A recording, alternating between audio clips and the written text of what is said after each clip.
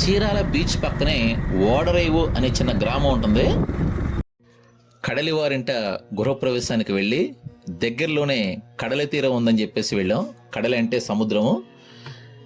కడలితో సంబంధం లేని ఏ వ్యక్తి కూడా ఈ ప్రపంచంలో ఉండడు. ఎందుకంటే మనం రోజు తినే ఉప్పు ఈ యొక్క కడలి నుంచే వచ్చింది.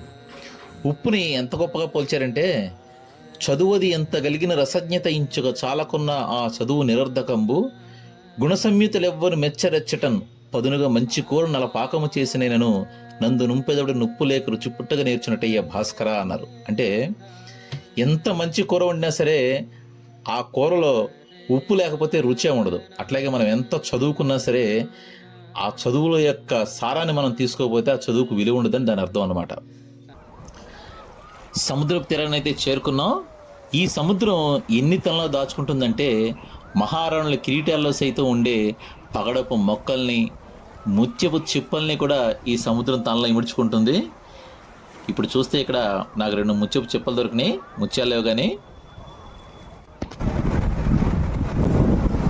చీరాల బీచ్లో గొప్పలు చాలా అందంగా ఉన్నాయి. ఇవన్నీ కూడా చక్క పక్షి రెక్కల లాంటి ఆచుకులు ఉన్నాయి చక్క. ఇక్కడ కొంచెం ముందుకు వెళ్తే మనకి బీచ్ రోడ్లోనే చాలా రిసార్ట్స్ ఉన్నాయి. ఒక రిసార్ట్స్కి వెళ్ళాము మేము. వెళ్తే పైన రూమ్ అయితే 5,000 రూపాయలు, కింద రూమ్ అయితే 4,000 అని చెప్పారు.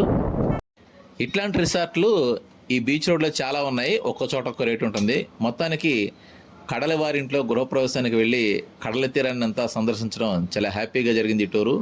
మీరు కూడా ఈసారి చీరాల వస్తే చక్కగా మీరు కూడా ఈ సాగర్ తీరాన్ని ఆస్వాదించండి. Thanks for watching.